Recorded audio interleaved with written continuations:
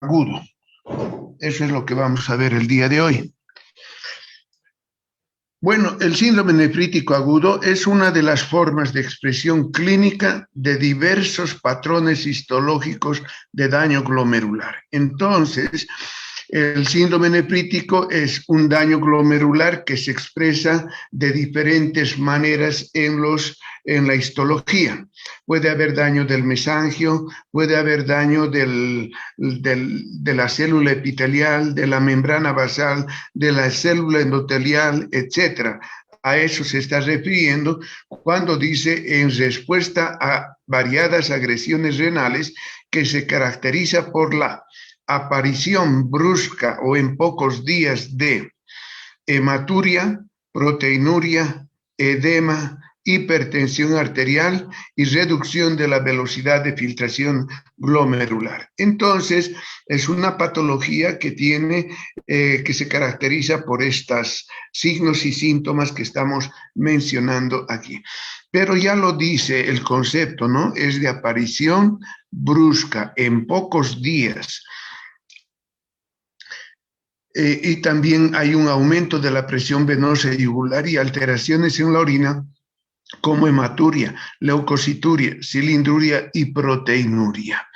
La base fisiopatológica de este síndrome es el proceso inflamatorio agudo y difuso de todos los glomérulos, es decir, nos da una glomerulitis que determina todos los signos y síntomas de la enfermedad, como la hematuria, proteinurias, el aumento de la permeabilidad capilar glomerular, rupturas de la membrana basal, reducción de la superficie de filtración, caída de la velocidad de filtración glomerular que determina oliguria, balance positivo de sodio responsable de la aparición de edema e hipertensión. Entonces, en la glomerulonefritis aguda hay un proceso inflamatorio agudo de todos los glomérulos. A consecuencia de ese proceso inflamatorio agudo, la permeabilidad de la membrana está aumentada, alterada, aumentada, lo que va a producir la proteinuria, la hematuria, y también lo que va a producir es una reducción de la superficie filtrante, ¿no? Y una caída del filtrado glomerular que determina oliguria, balance post-retención de sodio, responsable de la aparición de edema e hipertensión. Entonces, es consecuencia lógica, los signos y síntomas de esta enfermedad son consecuencia lógica del daño a nivel de los capilares. Pero, ya les digo, es un proceso inflamatorio agudo de los glomérulos.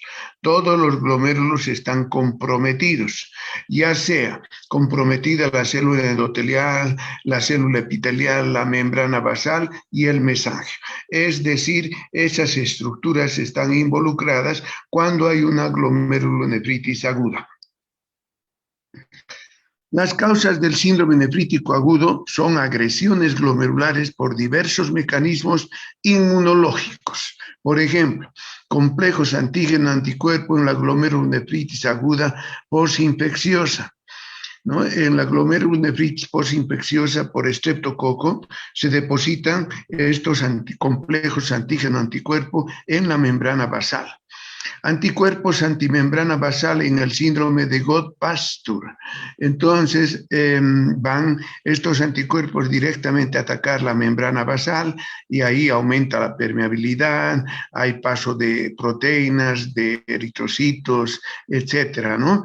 Y también cuando hay una alteración por citoquinas en las vasculitis renales. Las citoquinas son productos de la cascada inflamatoria, entonces también estos van a producir alteraciones a nivel de la membrana renal. Todos estos mecanismos de agresión tienen en común la aparición de diversos patrones de inflamación de todos los glomérulos. Los complejos inmunológicos, antígeno-anticuerpo, producen, ¿no? Cuando están presentes en las membranas glomerulares, pueden producir la aparición de diversos patrones de inflamación de los glomérulos. Aquí tenemos un glomérulo así inflamado de forma aguda, ¿no? Hay una infiltración polimorfo nuclear bastante significativa en todo el intersticio de este glomérulo. Etiología del síndrome nefrítico agudo. Desde las glomerulonefritis postinfecciosas, como la glomerulonefritis postseptocócica, también hay glomerulonefritis aguda no estreptocócica. También las endocarditis bacterianas pueden producir las infecciones del shunt arterial, arteriovenoso, en los pacientes que están en diálisis, la sepsis, en la neumonía neumocócica, fiebre tifoidea, meningococcemia y en la mononucleosis infecciosa. Es decir, todos estos agentes infecciosos pueden desencadenar una reacción antígeno-anticuerpo y ese complejo antígeno-anticuerpo puede depositarse en las membranas glomerulares, porque finalmente es el glomérulo donde se filtran. Y si en la sangre están estos complejos en demasía cantidad, se van a retener a nivel de la membrana basal. Entonces van a producir la inflamación, procesos inflamatorios agudos con todas las características de un proceso inflamatorio agudo. Muy bien. Las glomerulopatías primarias o primitivas, así le llaman también, primitivas o primarias. Ahí tenemos la glomerulopatía por inmunoglobulina A, es la enfermedad de Berger, así la denominan. También hay otra, la púrpura de Schoen-Henoch puede producir una glomerulopatía primaria, glomerulonefritis membrano proliferativa, glomerulopatías secundarias, glomerulopatía lúpica tipo 4 de acuerdo a la OMS y glomérulos crescénticas. Ya vamos a ver qué quiere decir estas crescénticas. Pero en todas estas glomerulopatías pueden darse las glomerulopatías primarias. Ahí está el síndrome de Goldbach-Tuhr por IgA, la vasculitis, poliarteritis microscópica, granulomatosis de Wegener y enfermedad de Church-Strauss. Todas estas son por depósitos de inmunocomplejos que se generan a consecuencia de un proceso inflamatorio. La hematuria de la glomerulonefritis puede ser de dos tipos, hematuria microscópica o macroscópica. Miren, dice la macroscópica en el 30% de los casos y microscópica en el 70% de los casos, ¿no? La orina es de color oscuro, coloreada, total, indolora, sin coágulos, no tiene coágulos.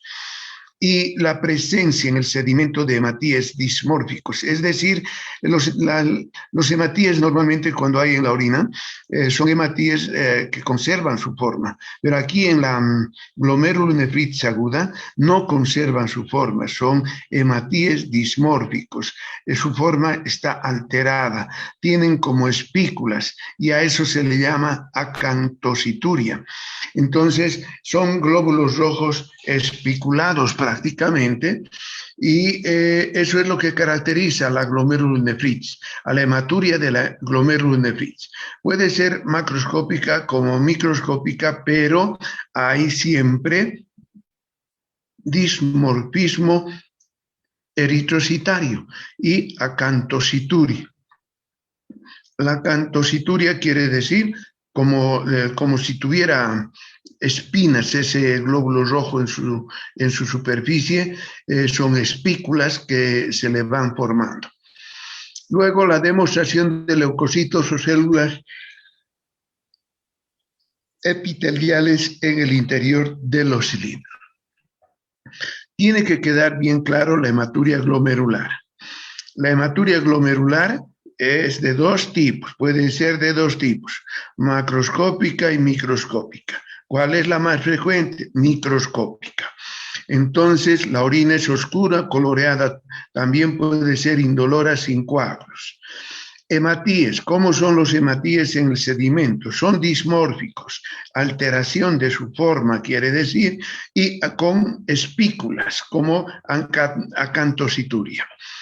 Entonces, esa es la hematuria glomerular, no se tienen que olvidar. Y ahí están. Aquí en el sedimento podemos encontrar estos cilindros eritrocitarios, cilindros hemáticos, cilindro mixto con hematíes y células. Este tipo de cilindros son los que encontramos en el sedimento cuando hay este tipo de patología que se llama glomerulonefritis aguda. Puede haber también cilindros hialinos, pero siempre va a haber cilindros eritrocitarios y hemáticos. Este es en un corte de un vaso glomerular y lo que estamos viendo ahí es la estructura normal. En verde, por encima de la membrana basal, estamos viendo una célula epitelial bien con sus dígitos que está abrazando prácticamente a la luz vascular, ¿no? Al capilar glomerular. En azul está la membrana basal en azul, donde están asentadas esta célula epitelial con sus podocitos. Bien, y por dentro está la célula endotelial también con su capa fenestrada, bien rodeada así. Entonces, y aquí tenemos en el espacio intersticial, tenemos el mesangio, las células mesangiales aquí. Entonces, cuando hay un proceso inflamatorio, se puede afectar el mesangio. ¿Cómo? Puede haber proliferación de células mesangiales y esa proliferación de células mesangiales va a reducir el lumen del glomérulo y eso va a ocasionar que se libere renina-angiotensina, va a haber elevación de absorción de sodio, elevación de la presión arterial, etc. Bien, también puede hacer que esta célula endotelial sea afectada, ¿no? Entonces, de la misma manera, aquí va a haber una dificultad en cuanto a la filtración glomerular y, lógicamente,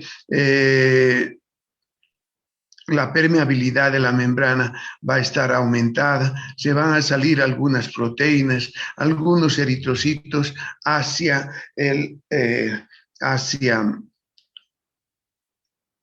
la cápsula de Bowman para ser eliminados por la orina.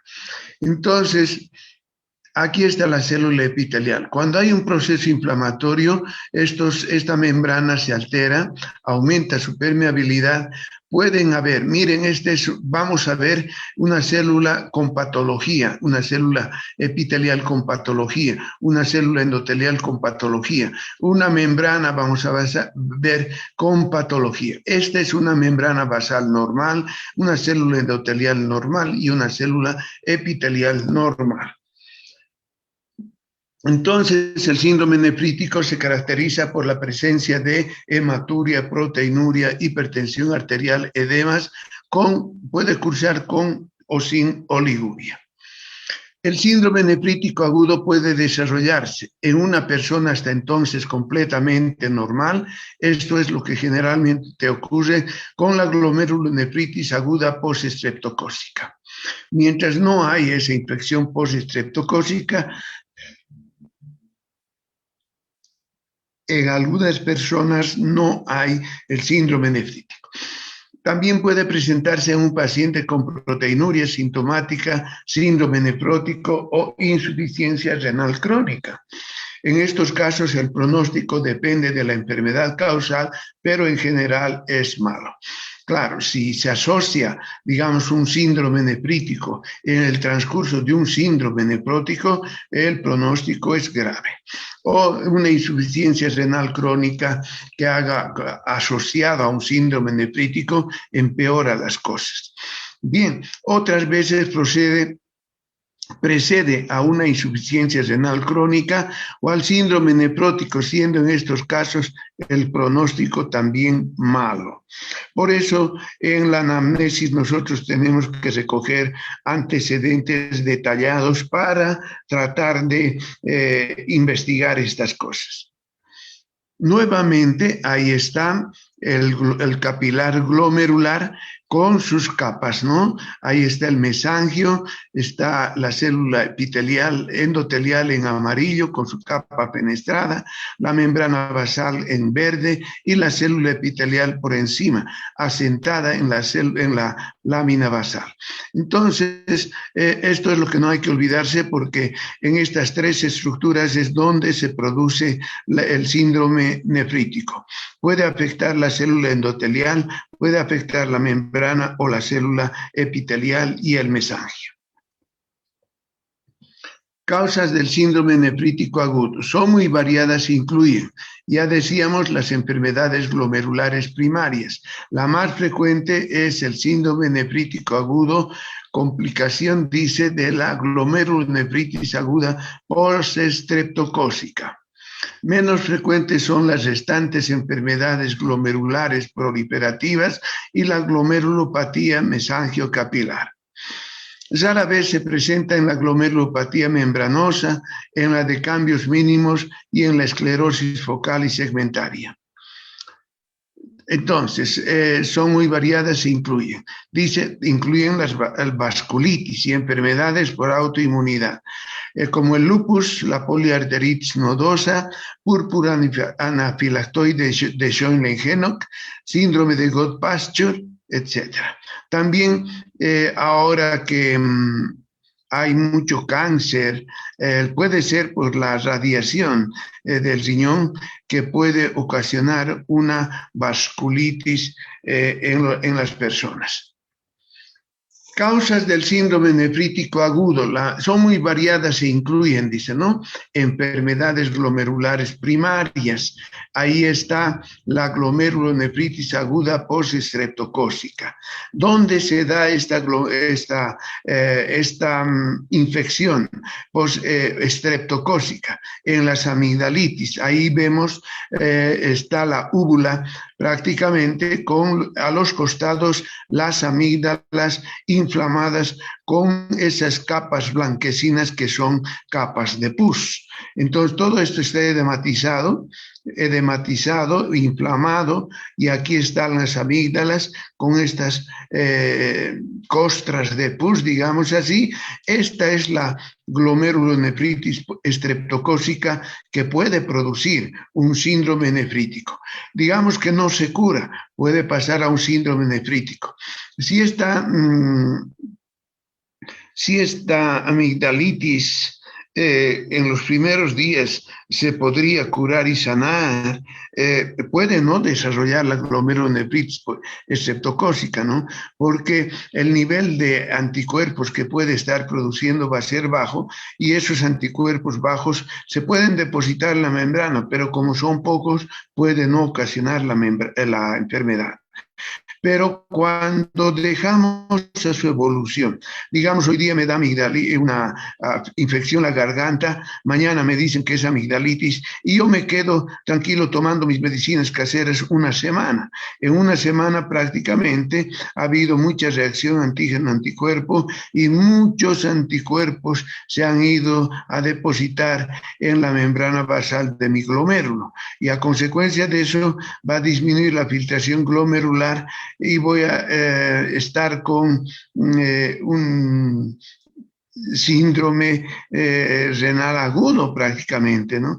Entonces, de tal manera que no puedo dejar a su evolución natural una amigdalitis. Si se la diagnostica en el día hay que ponerle la inyección simple. ¿Qué es simple la inyección? Una penicilina benzatínica en el adulto, si es de adulto, 1.200.000 unidades intramuscular cada semana durante 6 semanas, evita prácticamente el desarrollo de una glomerulonefritis aguda.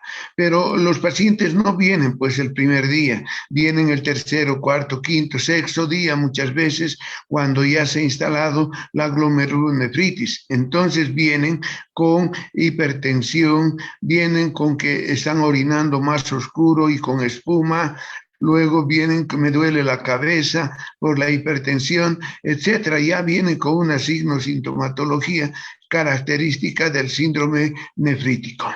Muy bien, entonces, pero vean cómo una simple inyección de penicilina puede evitar la complicación de esta infección de la amígdala. Bien, aquí tenemos un glomérulo y están dibujadas muchas lesiones que se presentan en el glomérulo. Iremos de izquierda a derecha, aquí. Glomerulonefritis aguda, depósitos subepiteliales. Vean, dentro del epitelio, dentro de los podocitos, se depositan estos inmunocomplejos llamados jorobas, y eso va a alterar prácticamente la filtración glomerular. Luego, borramiento de los podocitos, dice, ¿no? Se hacen aplanados y no hay podocitos. Glomerulonefritis membranosa. Bien, en la glomerulonefritis membranosa es en la membrana que se depositan estos inmunocomplejos, ¿no? En lugar de hacerlos así, depósitos subepiteliales, penetran la membrana y en la membrana se depositan, y de esa manera lo llamamos glomerulonefritis membranosa. Luego, glomerulonefritis membrano proliferativa, es decir, que en la membrana hay proliferación, engrosamiento. Entonces, dice membrana basal nueva con matriz mesangial. Empiezan a proliferarse las células mesangiales alrededor de la membrana, y todo esto pues lleva a la disminución de la luz del lumen del capilar, ¿no? Entonces, aquí hay depósitos subepiteliales, aquí debajo del epitelio, depósitos mesangiales, ¿no? En la matriz mesangial, etcétera. Y aquí estamos viendo, a este lado, estamos viendo borramiento de los podocitos y depósitos subendoteliales. Dentro de la célula epitelial estamos viendo, endotelial mejor dicho, estamos viendo depósitos de esos inmunocomplejos. No se depositan en la parte de la célula epitelial ni en la membrana, sino ya en el endotelio. Y así sucesivamente estamos viendo aquí una sección del glomérulo normal, ¿no? Es totalmente diferente al glomérulo patológico, ¿no? Entonces, esas características tenemos que estudiarlas, tenerlas en mente a la hora de hablar de enfermedad glomerular. Alteraciones estructurales del riñón en el síndrome nefrítico agudo. La biopsia renal de un paciente con síndrome nefrítico agudo revela sobre todo lesiones en los glomérulos que varían, dice, de acuerdo con la causa presentada. ¿Qué es lo que presenta? Grados variables de proliferación epitelial, mesangial y endotelial, estrechamiento de la luz capilar, ensanchamiento de las paredes capilares e infiltración inflamatoria. Eso es lo que vemos. Como hace rato lo hemos mencionado, en la biopsia vemos un glomérulo con estas características, ¿no? Entonces, la biopsia renal es una técnica invasiva, ya vamos a ver después. Alteraciones funcionales en el síndrome nefrítico agudo. Las más importantes son las siguientes: alteraciones urinarias, proteinuria y hematuria y cilindruria y leucocituria. Esas son las alteraciones urinarias más importantes. En la proteinuria suele ser discreta, dice, oscilando entre 1 a 2 gramos en orina de 24 horas. Hay otras proteinurias más graves, como la proteinuria del síndrome nefrótico, que es más de 3 gramos en orina de 24 horas. Aquí la proteinuria no es tan grave, es una discreta proteinuria que está entre 1 a 2 gramos en orina de 24 horas. La hematuria puede ser, ya hemos dicho, puede ser macroscópica o microscópica. Si es importante, al descomponerse la hemoglobina, confiere a la orina un color parecido al agua de la carne lavada o al café oscuro. Luego la cilindruria y leucocituria. Es habitual la presencia de leucocitos y cilindros granulados, hemáticos y epiteliales en el sedimento urinario. Reducción en la tasa de filtración glomerular. Habitualmente hay grados variables de deterioro de la función renal. Sin embargo, en sujetos con riñones hasta entonces normales, se producen solo ligeras elevaciones de la urea y la creatinina.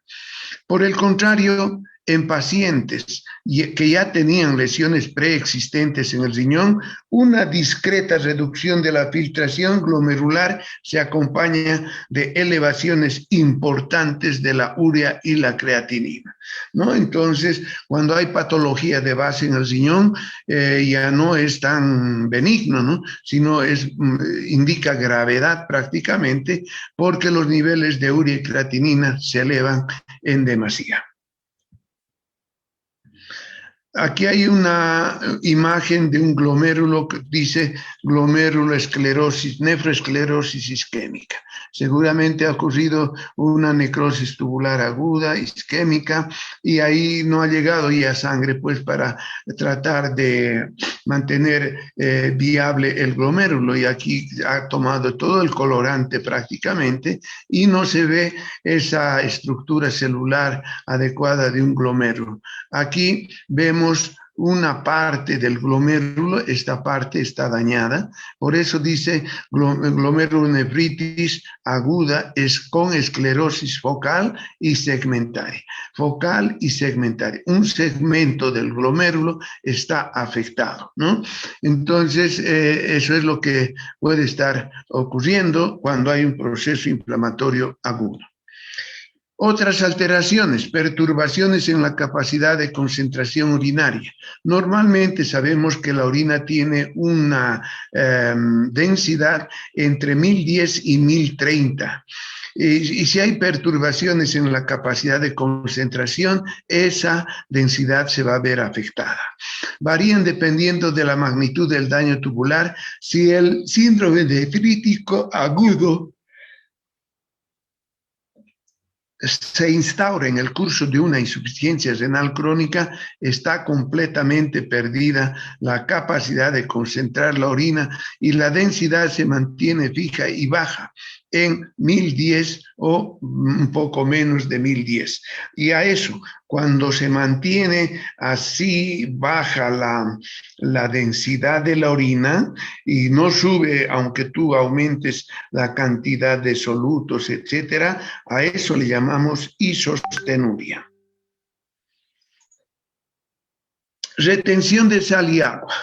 Al disminuir la luz de los capilares glomerulares por la proliferación endotelial, disminuye la presión del fluido peritubular y esto da lugar a una mayor retención de sodio y agua, cuya traducción clínica es el aumento de peso por los edemas, la hipertensión arterial, la hipertensión en la yugular, y los signos radiológicos de agrandamiento cardíaco y congestión pulmonar. La retención de sodio y agua da lugar a una expansión del volumen plasmático, cuya traducción bioquímica es una disminución del hematocrito, de la hemoglobina, de la concentración de las proteínas plasmáticas y de la natremia. Hipoproteinemia. Es constante, dice, y en ocasiones importante. Se debe sobre todo a la hemodilución resultante de la gran retención de sal y agua. Normalmente, ¿cuánto es la cantidad de proteína en el plasma normalmente, jóvenes? ¿Cuánto es la cantidad de proteína normalmente en el plasma?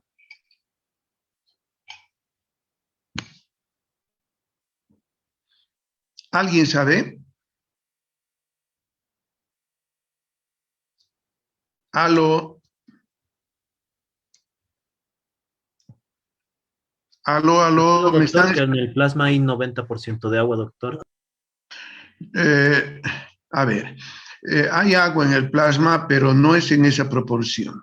Lo que quiero saber no es la cantidad de agua, sino estoy preguntando qué porcentaje o cuánto, qué cantidad de proteína hay en el plasma, ¿no? Y cuáles son esas proteínas que hay en el plasma.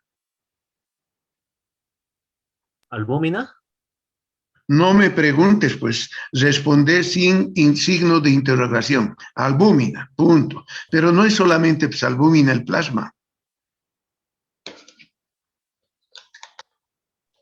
Doctor, Sí, Globulinas, adelante. doctor. aproximadamente en las proteínas en el plasma, no sé si recuerden, pero es de 6 a 8 gramos por decilitro.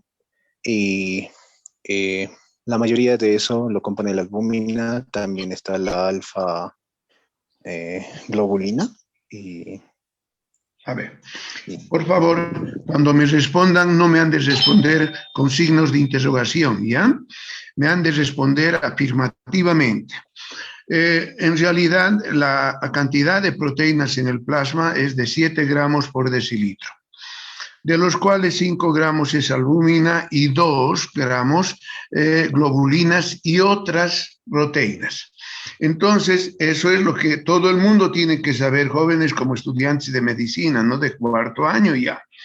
Entonces, porque si no sabemos en cuarto año mínimamente esas cosas generales, estamos mal. Tienen que saber con propiedad, tienen que empezarse a hacer sus, sí, sus ayuda memorias para tener en cuenta estas cosas. Muy bien. Ya Gladys. La hipoproteinemia. Entonces es constante y en ocasiones importante. Se debe sobre todo a la hemodilución resultante de la gran retención de sal y agua y a la proteinuria y ocasionalmente a una perturbada síntesis de la albúmina en el hígado. La hipoproteinemia contribuye junto con la mayor retención de sal y agua al edema del paciente, ¿no? Entonces, eso es lo que tenemos que saber, porque si no tengo en mi cabeza el valor normal de proteína, ¿de cómo voy a saber qué es hipoproteinemia, no? Entonces dice, es constante la hipoproteinemia y en ocasiones importante. Entonces, reducirá el valor de la albúmina, las globulinas también, etcétera, etcétera. Se debe sobre todo a la hemodilución resultante de la gran retención de sal y agua y a la proteinuria y ocasionalmente a una perturbada síntesis de la albúmina en el hígado. Entonces, ¿a qué se debe la hipoproteinemia? A tres cosas. La dilución, ¿no? Por la retención de sal y agua, a la proteinuria y ocasionalmente a una perturbada síntesis de la albúmina en el hígado. Entonces, eso todos tienen que saber cuando se les pregunta a qué se debe la hipoproteinemia en el síndrome nefrítico. Ahí está. Dilución por retención de sal y agua en el cuerpo, a la proteinuria y ocasionalmente a una perturbada síntesis de la albúmina en el hígado. La hipoproteinemia contribuye junto con la mayor retención de sal y agua al edema del paciente. También en estos casos se puede producir, no siempre, pero en algunos casos se puede producir bradicardia. A pesar de que el paciente suele quejarse de disnea, de esfuerzo, edemas en la exploración, se encuentra elevación de la presión venosa y yugular, elevación de la presión arterial y signos radiológicos de agrandamiento cardíaco y congestión pulmonar. La frecuencia cardíaca se mantiene normal o baja. Este es el signo clínico más importante para diferenciar el síndrome nefrítico agudo de la insuficiencia cardíaca congestiva, en la que por el contrario suele haber taquicardia. En la insuficiencia cardíaca congestiva, como es el tema de la bomba, contracción del corazón, dice que puede haber taquicardia. En cambio, en el síndrome nefrítico, cuando el corazón está afectado por el síndrome nefrítico, dice que puede haber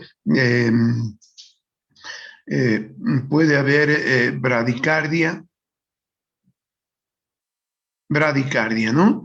Entonces, aquí nos dice a pesar de que el paciente suele quejarse de disnea, de esfuerzo, edemas en la exploración, se encuentra elevación de la presión venosa yugular, elevación de la presión arterial y signos radiológicos de agrandamiento cardíaco y congestión pulmonar. La frecuencia cardíaca se mantiene normal o baja. Este es el signo clínico más importante para diferenciar el síndrome nefrítico agudo de la insuficiencia cardíaca congestiva, en la que por el contrario suele haber taquicardia. La hipertensión arterial se debe a la mayor retención de sal y agua por disminución de la luz en los glomérulos, es esta retención de sal y agua. En los niños suele ser generalmente leve o moderada, sin embargo, ocasionalmente puede ser muy elevada y puede dar lugar a una encefalopatía hipertensiva y convulsiones. Generalmente la hipertensión es moderada, digamos, pero algunos casos pueden llegar a hipertensiones severas donde nos puede dar esas crisis convulsivas o encefalopatía hipertensiva.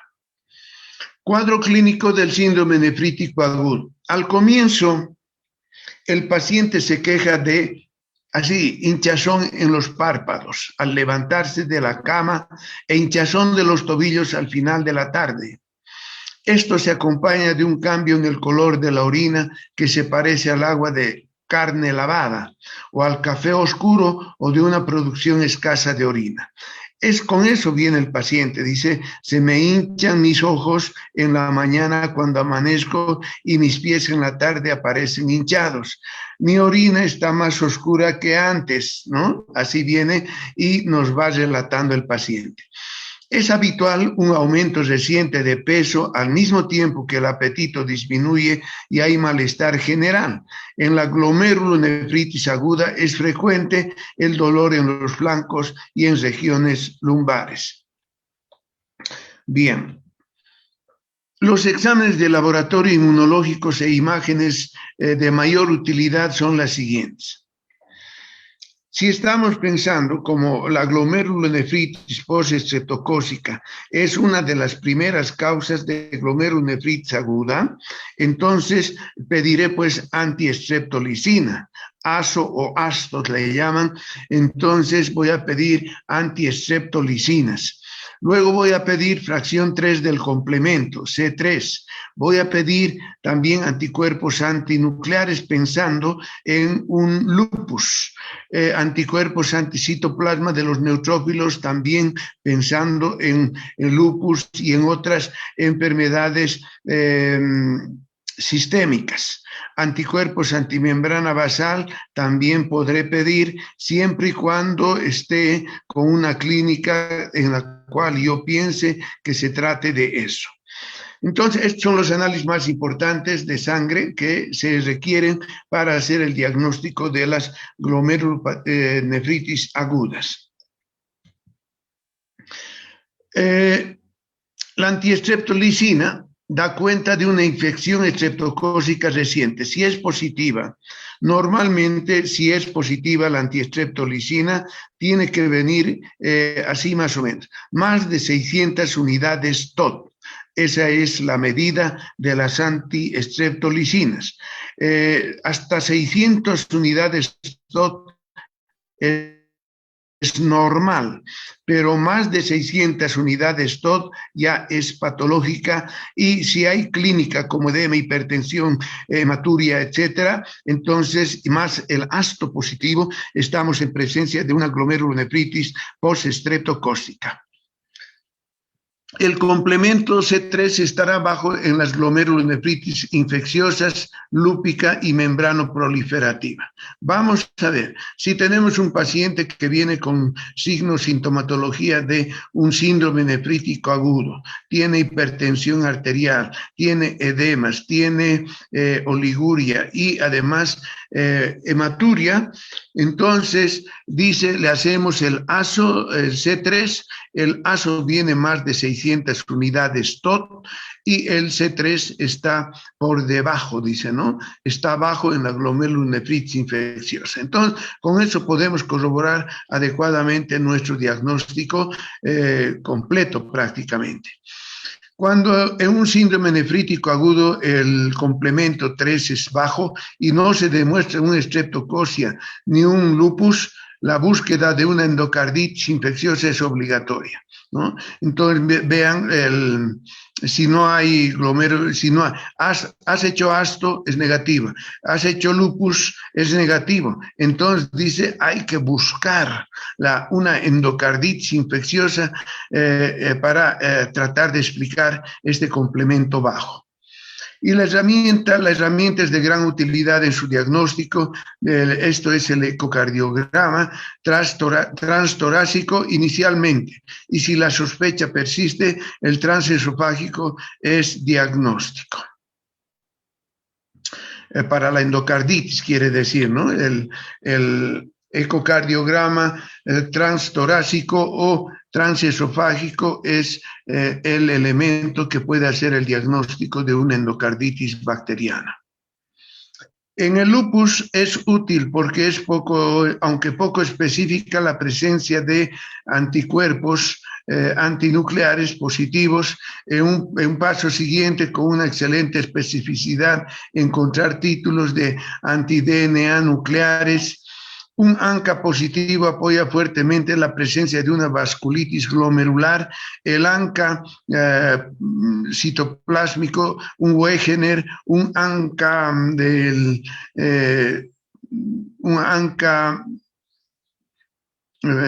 nuclear, celular, sí.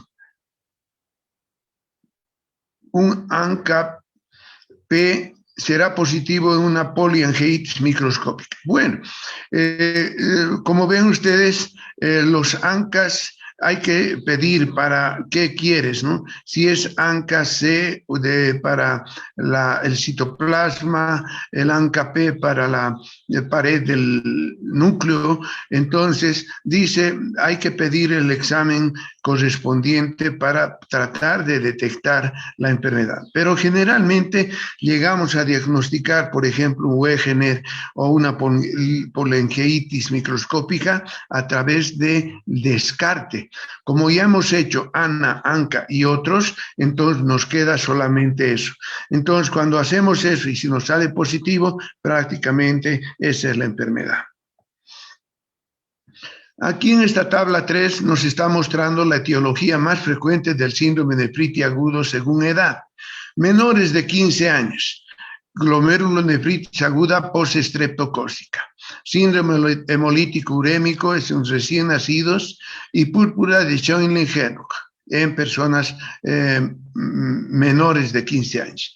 Entre 15 y 50 años tenemos otro tipo de patologías. Glomerulopatía por IgA, enfermedad de Berger se llama, glomerulopatía membranoproliferativa, glomerulonefritis lúpica en la mujer frecuentemente, el lupus en las mujeres con una frecuencia de 1 a 3.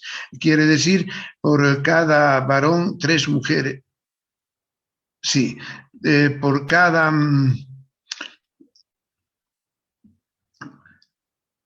de cada 4 lupus que se pueden encontrar, 3 son en mujeres, ¿no? Glomerulonefritis aguda postinfecciosa es la última posibilidad en personas mayores de 15 a 50 años. Mayores de 50 años ya cambia también la patología, las vasculitis idiopáticas, poliarteritis microscópica, síndrome de Gottpasture y enfermedad de Wegener.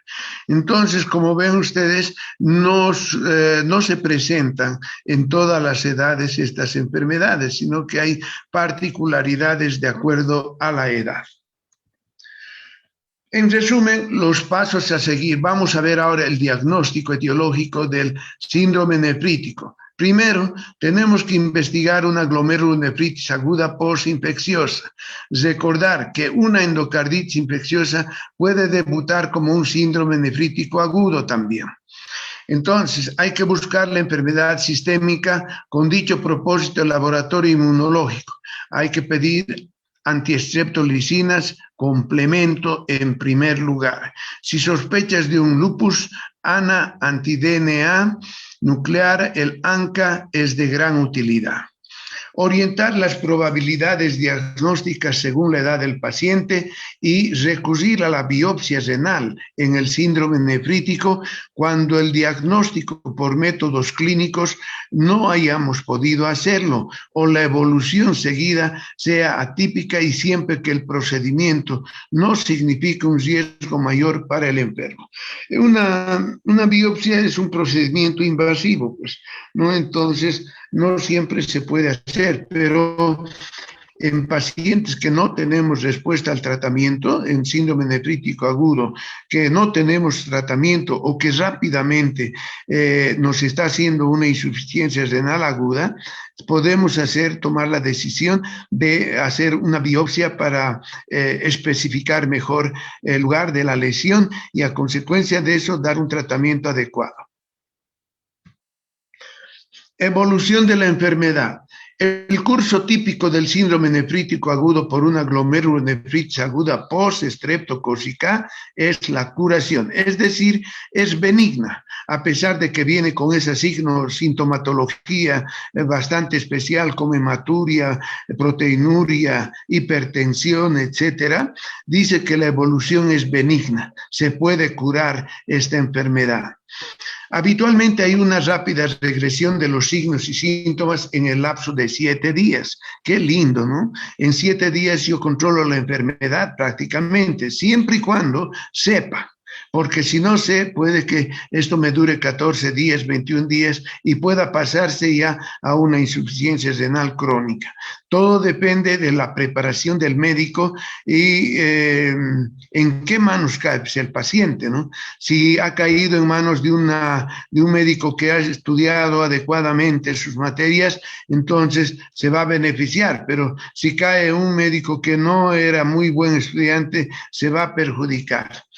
Entonces, lo que hay que hacer es ser idóneos en el ejercicio de la profesión, pues.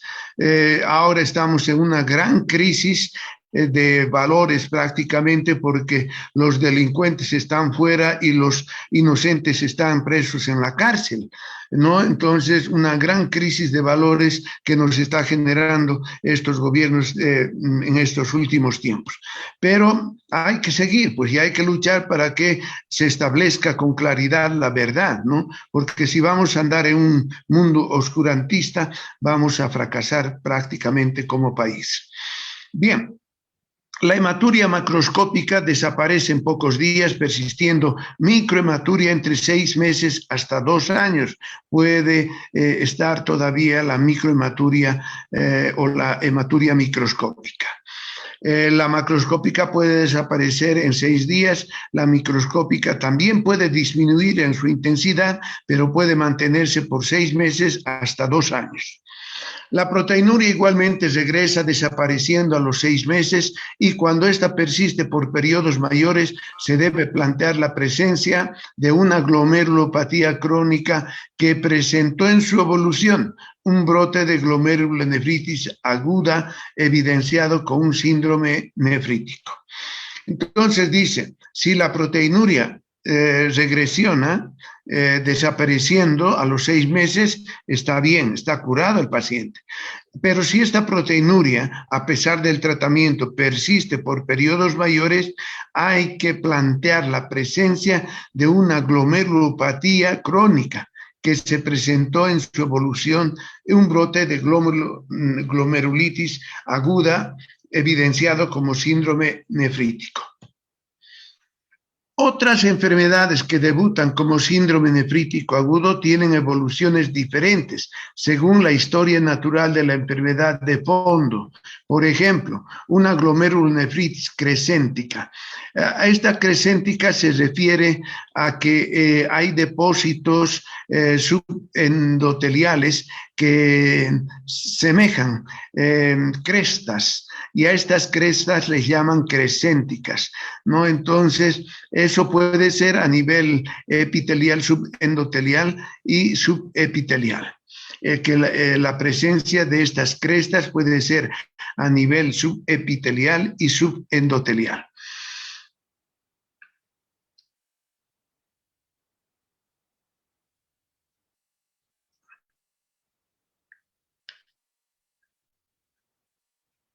Entonces, otras enfermedades que debutan como síndrome nefrótico agudo tienen evoluciones diferentes según la historia natural de la enfermedad de fondo.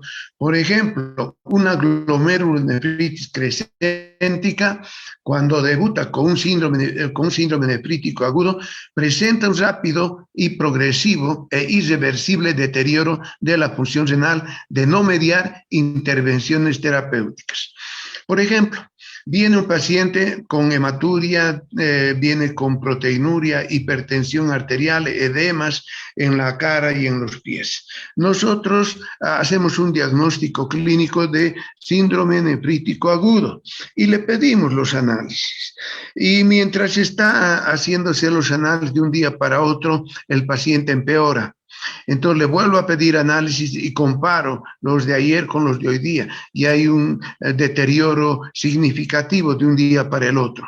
Eso me está diciendo que es una patología que rápidamente está avanzando y ahí yo tengo que intervenir para detener la enfermedad. En la terapéutica médica nosotros tenemos, es como la guerra, ¿no?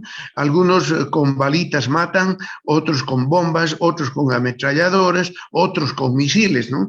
Entonces, nosotros vamos a, miren, si de un día para otro hay un empeoramiento de la enfermedad, bueno, pues no tengo que estar jugando con tabletitas vía oral, etcétera, ¿no ve? Le tengo que dar una bomba para detener así ipso facto a la enfermedad. Porque si no hago eso, la enfermedad me gana y el paciente se muere. En 3, 4 días el paciente se puede morir y después la gente va a decir, pero doctor, no ha hecho nada usted, no nos ha dicho que se iba a morir, nos dijo que hay que esperar. No, entonces es que la evolución, aquí estamos viendo que no todos los síndromes nefríticos son benignos, los benignos se mejoran, ¿no? Pero hay algunos que no, entonces, y estos más bien son de rápida instalación y avance. Entonces, cuando es así, nosotros tenemos que intervenir terapéuticamente, pero para detener y enérgicamente, ¿no? Porque si no tienes carácter para hacer un tratamiento enérgico, es pues un problema. Nunca vas a hacer un buen tratamiento. Yo conozco un joven que ya estaba en la residencia médica. Estaba haciendo, creo, neumología. Pero después de unos 3 meses de estar en la residencia médica, el chico se retira. Y su padre viene preocupado y me dice, doctor, ya es la segunda vez que ha hecho abandono de la residencia mi hijo. Y estoy preocupado porque no sé qué es lo que tiene. He conversado con él y me dice que cuando está recetando los medicamentos, él está pensando más en las reacciones adversas de los medicamentos que en el efecto terapéutico y por eso no los receta. Entonces, tenía una alteración en su modo de pensar este joven. Entonces me dice el papá, creo que usted me puede ayudar, así me han dicho. Bueno, yo le digo, tráelo a tu hijito, voy a conversar con él. Entonces lo trae a su hijo y yo conozco técnicas de la programación neurolingüística, entonces he hecho un reset de su cerebro. Y he tratado de cambiar esa conducta que él tenía, ¿no? Porque si no, el chico podía quedar traumado y no ejercer la medicina. Entonces, como ya era el segundo año que abandonaba, su padre estaba muy preocupado. Entonces le hicimos las técnicas de la programación neurolingüística, un reset en su cerebro e introducimos otra programación. De tal manera que el joven, después de eso, fue nuevamente a la residencia, agarró una especialidad y lo que he sabido es que ha terminado y hoy en día es un buen especialista.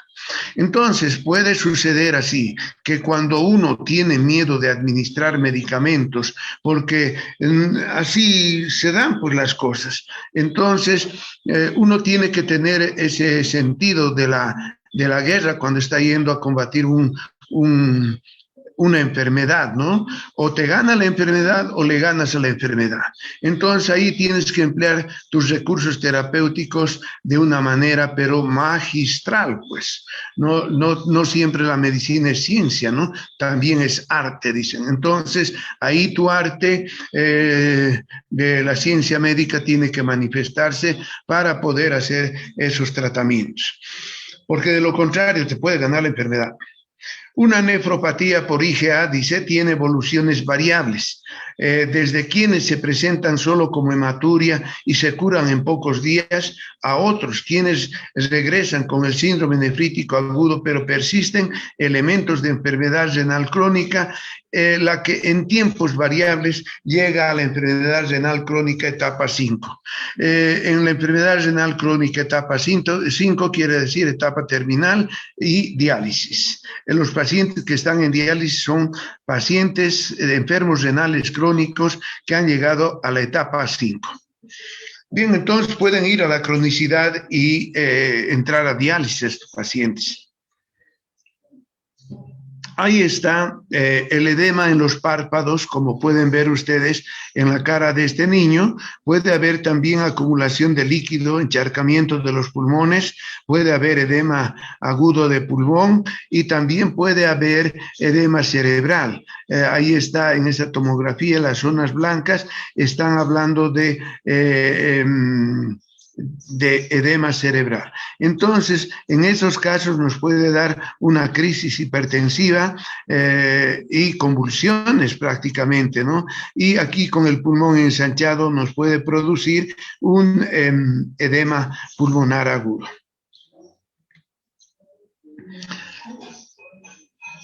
Entonces, esta glomerulonefritis, según su evolución, puede ser aguda, rápidamente evolutiva y crónica. Aguda, la glomerulonefritis aguda. Rápidamente evolutiva, la que hemos mencionado hace rato, que de un día para otro puede empeorar, ¿no? Y esas son las membranoproliferativas. Y la crónica, como la enfermedad de Berger, que puede reagudizarse y llevarnos al grado 5 de la insuficiencia renal crónica. Bien, aquí está un glomérulo, a la izquierda está la luz capilar de un glomérulo normal, aquí. Este es un glomérulo normal, vean ustedes, en azulito la membrana basal, por fuera las células epiteliales con sus dígitos que están apoyados en la membrana basal y ahí y por dentro la célula endotelial y aquí está la célula mesangial, ¿no? Entonces, este es un glomérulo normal, pero este de aquí al lado es un glomérulo patológico. ¿Qué es lo que vemos en este glomérulo patológico? Primero, en los podocitos, en los espacios subepiteliales, estamos viendo la localización de estas manchas negras. Estas manchas negras son depósitos de inmunocomplejos, ¿no? Porque estas enfermedades son inmunitarias y forman antígeno anticuerpo en la circulación sanguínea y pasan por el riñón y el riñón no puede filtrar, entonces los va depositando en diferentes lugares. En este caso lo ha depositado a nivel de las células en las células epiteliales. Entonces son depósitos de inmunocomplejos subepiteliales. Bien, la membrana basal está normal aquí, pero vean ustedes en el endotelio hay infiltrado de leucocitos. Es un proceso agudo. Y además aquí en el mesangio hay proliferación mesangial, ¿no? Entonces, cuando hay esta proliferación mesangial, automáticamente aquí reduce la luz de este vaso y inmediatamente este vaso es como si estuviera con poca sangre y dice, tengo poca sangre. La mácula densa capta eso y libera renina, angiotensina, aldosterona, que va a ir a reabsorber agua y sal para tratar de compensar esto. Pero al mismo tiempo está elevando la presión arterial, ¿no? Entonces, de ahí viene la hipertensión arterial en estos pacientes por el acúmulo de agua y de sal. Bien. Entonces, es así como se van formando las enfermedades. Puede haber también en el endotelio que se pongan estos inmunocomplejos o en la membrana basal. Eso ya depende de cada enfermedad. Ahora tenemos que tener, esta enfermedad no se puede tratar ambulatoriamente, hay que internarla hasta controlar por lo menos la proteinuria, la hipertensión y la hematuria. Entonces, criterios de internación, signos de hipervolemia. ¿Cuáles son signos de hipervolemia? La hipertensión, prácticamente, ¿no? Hipertensión arterial, si hay compromiso de la función renal, si nos está produciendo una insuficiencia renal aguda, y el riesgo social. Saben, generalmente esta patología da en niños más frecuentemente. Entonces, la mamá nunca quiere internar a su hijo, eso es así, el amor de madre no permite, no doctor, por favor, que no se interne. ¿Quién le va a cuidar? Es travieso mi hijito. Bueno, el médico tiene que convencer a la madre para internar al niño, porque si el niño sigue haciendo sus actividades normales, va a ir empeorando. Tiene que estar en reposo. Y reposo quiere decir echadito en la cama, pues sin salir de ahí y tomando sus medicamentos. Pero las mamás a veces son tan incisivas, los médicos proclives les hacen caso a las mamás. No, tiene que hacerte caso al médico. Tú tienes que tener la capacidad de poder persuadir a la madre de tal manera que te obedezca, porque si tú cedes a la persuasión de la madre, estamos perdidos. El niño se va a complicar y luego te van a decir negligencia médica. Por eso el médico tiene que tener personalidad, no puede ser una persona callada, no puede ser una persona que no tenga opinión, tiene que tener opinión sobre todo el médico, sobre estas cosas que está. Ya voy a preguntar enseguida, pero espero pues que haya opiniones, porque si no hay opiniones, entonces el futuro es negro para ustedes. Tratamiento de las complicaciones, la presencia de edemas o hipervolemia, la hipertensión, la encefalopatía hipertensiva y la insuficiencia cardíaca congestiva que nos puede dar edema agudo de pulmón. Vamos a ver. Tratamiento, control médico estricto, hay que internar al paciente. Medidas generales, reposo, control diario de peso, porque puede aumentar el edema y ese peso puede estar aumentando. Control de la presión arterial, ¿no? Por turno, cada 8 horas con las enfermeras, hasta controlar. Después de controlar ya puede ser cada día, digamos. Evaluación cardiovascular como hay un agrandamiento del corazón, entonces puede ocasionarnos una insuficiencia cardíaca congestiva. Luego, la dieta tiene que ser dieta hiposódica. La dieta normal contiene 6 gramos de sal al día. Y la dieta hiposódica tiene que ser con poca sal. Tiene que ser con 2 gramos de sal al día prácticamente. En eso consiste la dieta hiposódica. 2 gramos de cloruro de sodio al día. Y 2 gramos es bien poquito, no es mucho. Entonces, ¿en qué cosa quieres que utilice esos 2 gramos? ¿En tu sopa o en tu segundo, digamos, no? Pero todos no pueden tener, digamos, sal todos los alimentos. Restricción de líquidos, claro, como hay retención de líquido, tengo que hacer restricción de líquido. Tengo que ocasionar un balance negativo de líquidos. Dieta hipoproteica e hipercalórica, eso es lo que tengo que dar al paciente y lo tengo que anotar, ¿no?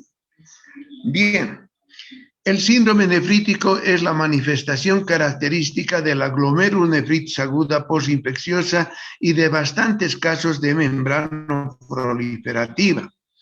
El tratamiento medicamentoso es básicamente sintomático y dirigido a tratar las complicaciones relacionadas con la disminución en la tasa de filtración glomerular.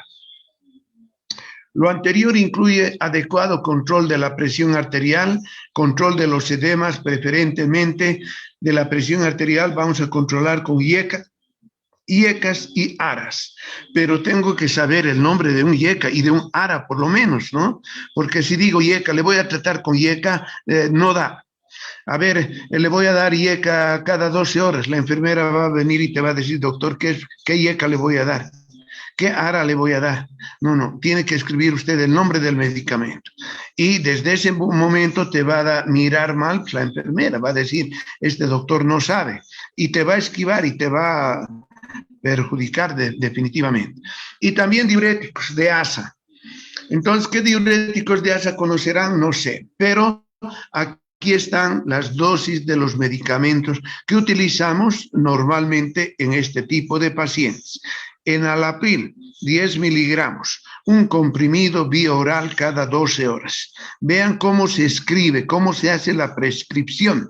Eso aprenden ustedes en farmacología, pero creo que no le prestan atención y por lo tanto no hacen así. Losartán, 50 miligramos vía oral cada 12 horas, también puede ser, dependiendo del grado de la presión que tenga. Estos dos, la enalapril y el losartán, también son antiproteinúricos, o sea, son antihipertensivos, pero también antiproteinúricos. La furosemida, que es el diurético de ASA, ¿cuál es su forma de presentación de la furosemida, jóvenes? LASIK, doctor. Sí, ese es su nombre comercial, pero ¿cómo viene el LASIX? Su presentación estoy diciendo. ¿En ampollas, doctor? No sé, pero no me pregunten pues, a mí. Yo estoy preguntando a ustedes, ¿cuál es? Ustedes ya han avanzado pues, en fármaco. Ahora quiero ver su fármaco. ¿Cómo viene el LASIX o la furosemida? Su forma de presentación. 40 miligramos, doctor, en tabletas y ampollas de 20 miligramos, 12 ml. Ya, viene en tabletas, correcto, de 40 miligramos y en ampollas de 2 miligramos, de 2 mililitros y cada mililitro tiene 20 miligramos. Es así como tienen que decir, porque si no lo dicen así, pues definitivamente no, miren, si van a pasar de curso con estas lagunas así, les va a ir mal definitivamente en el internado y no van a entrar a la residencia. Tienen que saber, pues si han avanzado, tienen que saber. Furosemida o LASIX viene, forma de presentación en tabletas de 40 miligramos, en ampolla de 20 miligramos por cada mililitro y viene en ampolla de 2 mililitros. Esa es la forma de responder. Bien, entonces furosemida le voy a dar, dice 20 miligramos vía oral cada 12 horas, es decir, media tableta vía oral cada 12 horas. Y para el proceso inflamatorio le voy a dar, porque no se olviden que la glomerulonefritis es un proceso inflamatorio a nivel de todos los glomérulos. Entonces, no voy a utilizar pues AINE, ¿no? Porque eso empeora prácticamente el cuadro. Tengo que utilizar un antiinflamatorio de tipo corticoide. Y para eso, la prednisona, 1 a 2 miligramos kilo peso día. Saben, en este COVID que hemos tenido durante todo el año, decían, ¿no?, que se activaba la cascada inflamatoria y producían un montón de citoquinas a nivel celular que iniciaban un proceso de coagulación intravascular en los vasos más pequeños de los pacientes que tenían el COVID. Y en los primeros tratamientos que hicieron no utilizaban para nada los corticoides, pero teniendo enfrente que había una activación de toda la cascada inflamatoria y no utilizaban los corticoides, pero después de los 6 meses empezaron a utilizar corticoides también como una forma de detener el COVID y recuperar los pacientes. Y a la par de utilizar el corticoide, empezaron a utilizar el anticoagulante como la heparina o como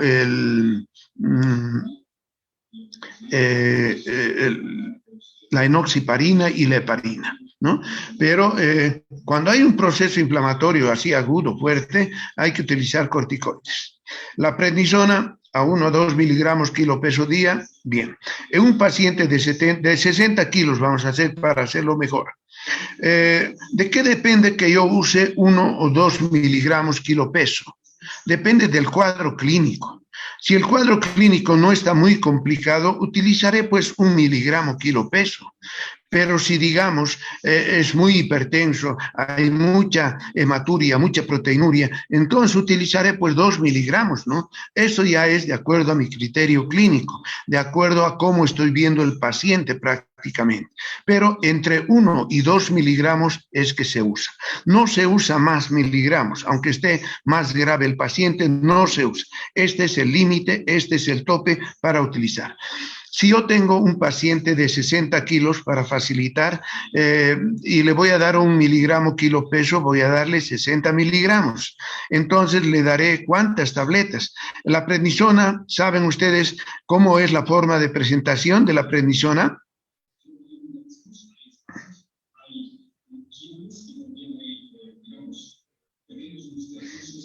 Ahí está la farmacología.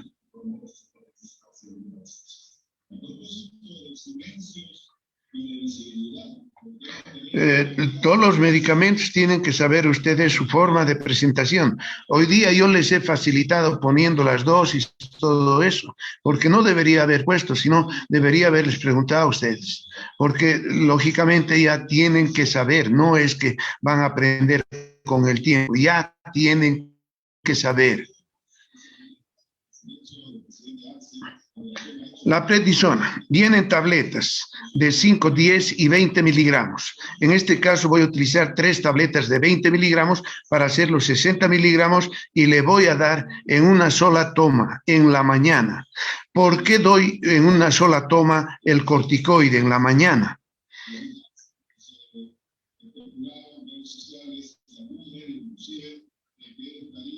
¿O le puedo dar cada 8 horas así una tabletita?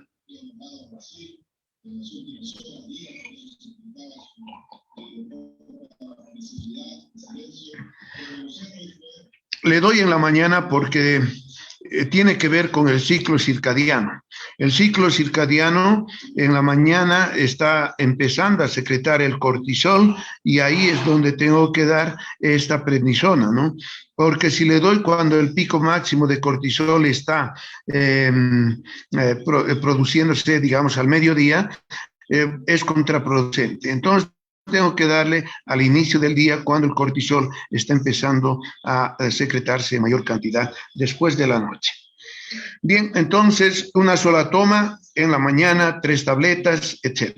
Ahora si fuera que le voy a dar 2 miligramos, es el doble.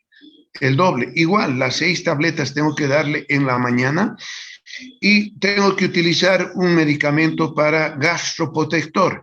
¿Qué medicamento gastroprotector conocen? Sucralfato.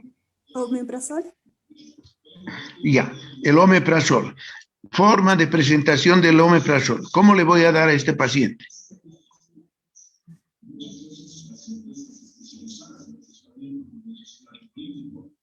A ver, terminen de hacer la prescripción del omeprazol. Omeprazol, de acuerdo. ¿Cómo le van a decir? Pues que tome. Para eso tengo que saber la forma de presentación del omeprazol, ¿no? A ver, ¿cómo le voy a decir? Por vía oral, doctor. Pero digan, pues, completo, como está escrito en el ejemplo, a ver, hilvánenlo, pues, no me digan ya cosas sueltas. No parecen ustedes estudiantes de medicina. A ver, ¿quién quiere lanzarse al éxito? Una tableta Adelante. oral cada 12 horas, doctor. Omeprazol, ¿de cuántos miligramos, pues, joven? 20 miligramos. 20 miligramos. Ah, ya. Omeprazol, 20 miligramos, una tableta vía oral cada 12 horas. Así se prescribe. Otra cosa no sirve. Pero vean, les está enseñando una persona que ha tenido mucha práctica médica. Y tan sencillito les estoy enseñando así. Así tienen que hacer su prescripción. Háganme caso. Cópiense, mire, ahí está, furosemida, 20 miligramos vía oral cada 12 horas. Losartán, 50 miligramos vía oral cada 12 horas. Pero no le voy a dar todo esto, ¿no? O le voy a dar losartán o le voy a dar el april. Pero a todo esto le voy a dar el omeprazol, una tableta vía oral de 20 miligramos cada 12 horas. Y así tienen que hacer su formulación, por favor, jóvenes. Les estoy dando un ejemplo y así me lo tienen que hacer. Otra cosa no sirve.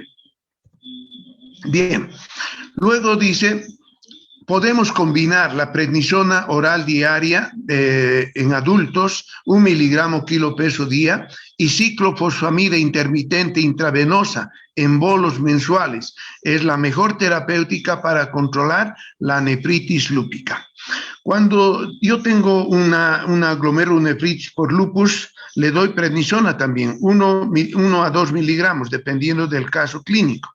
Pero puede ser que no tenga buena respuesta o que después de haber iniciado y tenido una buena respuesta, quiera volver nuevamente la enfermedad. Entonces, ahí tengo que ayudarme con otro medicamento. Y la ciclofosfamida intermitente intravenosa en bolos mensuales es la mejor terapéutica para controlar la nefritis lúpica. Entonces, ciclofosfamida, ¿no? Viene en ampollas, viene en tabletas también. La forma de presentarse hay que saber. Y entonces, una ampollita de 500 miligramos creo que viene. Entonces, cada mes en una infusión, en suerito de 500, hay que ponerle. Con eso logramos y colaboramos a la prednisona, porque no podemos aumentar la dosis de prednisona. No podemos. Ese es el límite máximo. Entonces, le voy a añadir la ciclofosfamida para ayudarme en el tratamiento. Pero dice, esta terapéutica tiene mayores riesgos de complicaciones infecciosas, oncogénesis e infertilidad. Es decir, los medicamentos no son agua bendita, por eso es que tenemos que saber cuándo utilizar los medicamentos, ¿no?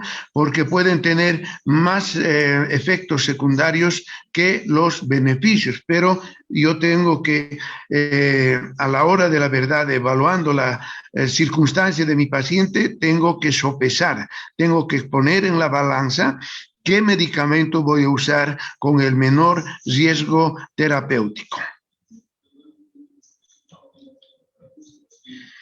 El riesgo de desarrollar insuficiencia cardíaca, sobre todo en adultos, es alto y debe ser vigilado. En los casos postinfecciosos se debe valorar la indicación de tratamiento antibiótico o antiviral. ¿Qué antibiótico utilizamos en la glomerulonefritis aguda? Penicilina benzatínica, 1.200.000 unidades intramuscular cada semana durante un mes y medio. Tengo que hacer así mi formulación, ¿no ve? Porque si digo penicilina nomás, no indico la vía, nada de eso, y el tiempo, no sé qué tiempo le voy a dar. No, pues, tengo que saber el tiempo que le voy a dar y la dosis que le voy a dar y por qué vía le voy a dar. A veces los médicos no quieren utilizar la penicilina benzatínica porque dicen lo siguiente: el cuadro clínico se presenta semanas posterior al proceso infeccioso y raramente es necesario la utilización de terapia antimicrobiana, dice. Y por eso no quieren utilizar. Pero en la práctica médica yo he visto que la penicilina benzatínica inyectada así ayuda mucho en la evolución de la enfermedad. Esta penicilina benzatínica de 1.200.000 unidades intramuscular cada semana durante un mes y medio al paciente adulto. Si fuera paciente menor de 7 años, le tengo que poner la mitad de la dosis.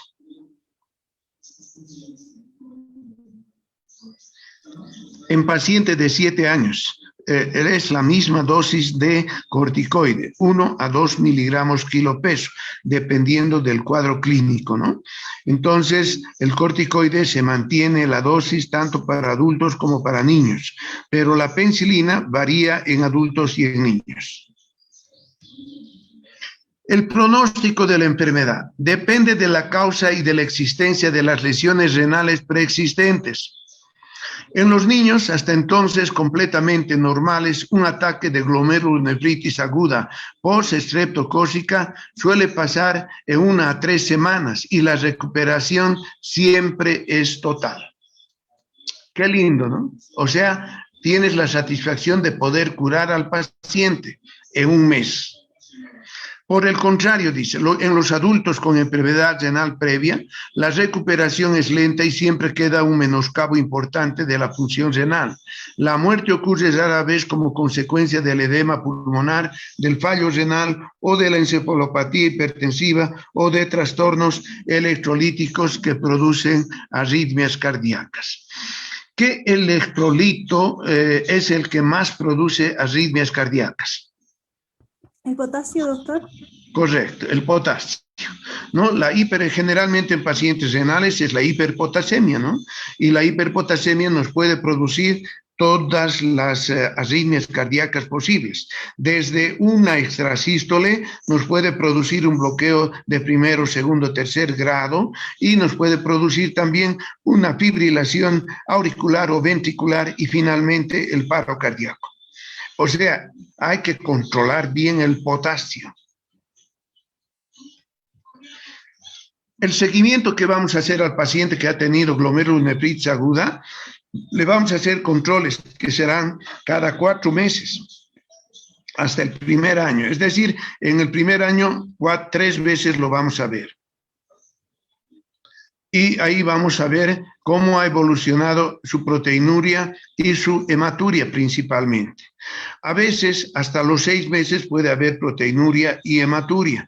A veces hasta los 2 años puede haber proteinuria y también algunos rasgos de hematuria, pero ya no es tan significativa, ¿no? Entonces, pero puede quedar así por un tiempo largo la proteinuria y la hematuria.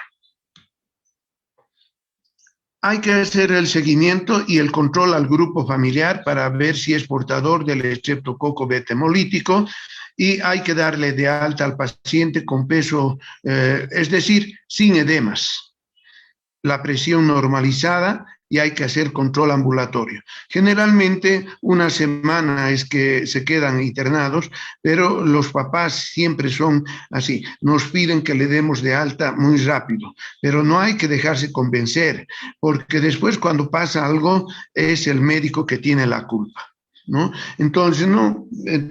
y si quieren llevárselo antes de tiempo, les haces firmar en la historia clínica de que están llevándoselo a pesar de la recomendación del médico. Entonces hay que controlar el peso, la presión arterial, sedimento en la orina a la semana. Clearance de creatinina podemos hacer al 10º día y al mes, porque en las glomerulonefritis hemos dicho que hay una disminución de la filtración glomerular. La proteinuria debe normalizarse al mes y el C3 se normaliza entre las 4 y 6 semanas. La microhematuria puede persistir hasta el año. Entonces, ya hemos visto esto ya hemos visto. Bien, y lo último, la risa nos mantiene más razonables que la aflicción. No hay que sonreír nomás a pesar de todo lo que está pasando.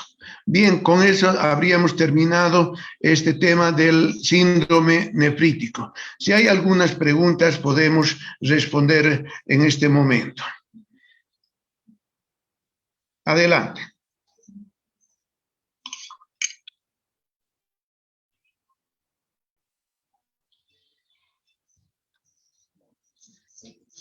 Entonces yo les voy a preguntar. Perdón, doctor, tengo una pregunta. Adelante, John. ¿Cuál es el pronóstico para un paciente con síndrome nefrítico que es diabético? Bien. ¿Tienes alguna otra pregunta más de fondo, John? ¿O es eso nomás lo que quieres saber? Principalmente es eso porque con el tiempo, verdad que hay una lesión a nivel renal en un paciente diabético crónico Sí, Y Bien. esa era mi duda con respecto a él. perfecto. Entonces, ¿cuál es el pronóstico si un paciente diabético tuviera un síndrome nefrítico? Hemos dicho que el tratamiento del síndrome nefrítico implica el uso de corticoides. ¿Ustedes saben cuáles son las contraindicaciones del uso de corticoides?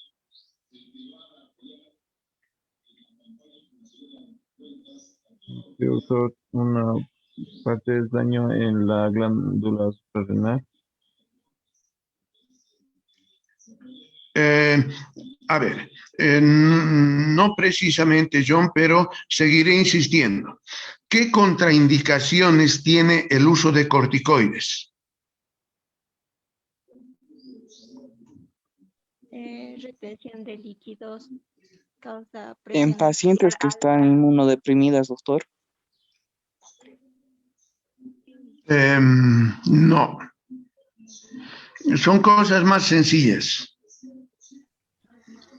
Doctor, disculpe, ¿aumenta la presión en el globo ocular, glaucoma o también puede aumentar No, hiperglucemia? no, pues, no estamos hablando del glaucoma. En forma general estoy hablando cuáles son las contraindicaciones de los corticoides.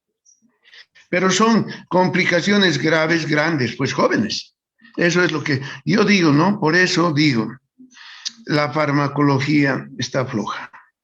A ver, vamos, insistamos. Doctor, está contraindicado en pacientes con diabetes mellitus. Entonces, una de las contraindicaciones de los corticoides es la diabetes mellitus. Muy bien, pero no solamente es eso. ¿Qué otras enfermedades más están contraindicadas el uso de corticoides? Hipertensión. La diabetes, una. Hipertensión arterial grave, insuficiencia cardíaca más. No.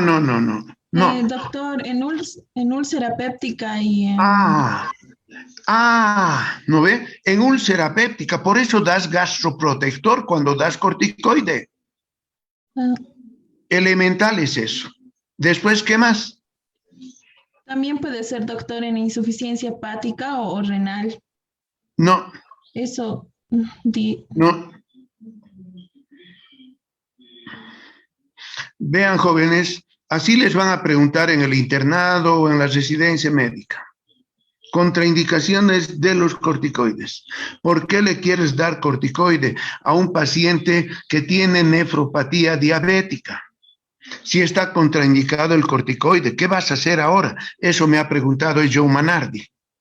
Me ha dicho, doctor, un paciente con síndrome nefrítico, en un paciente diabético, ¿cuál es su pronóstico? Por eso yo le pregunté si tenía otra pregunta más, porque la pregunta debería ser, ¿está contraindicado el corticoide? ¿Qué voy a hacer con ese paciente diabético que tiene glomerulonefritis aguda con su diabetes? ¿Está contraindicado el corticoide, doctor? ¿No ve? ¿Cuál es la otra enfermedad en la cual está contraindicado los corticoides? Ya me han dicho dos. Úlcera péptica, luego me han dicho diabetes mellitus y...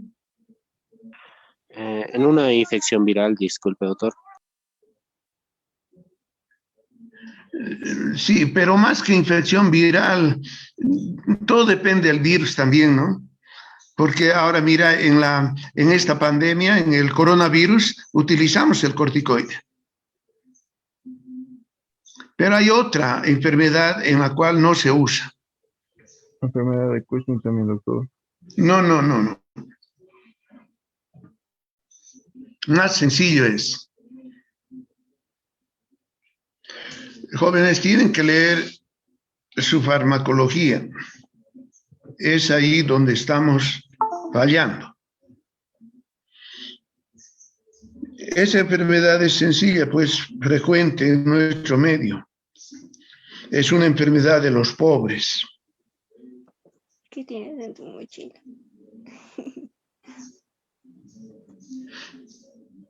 Deficiencia de vitamina D, doctor. No.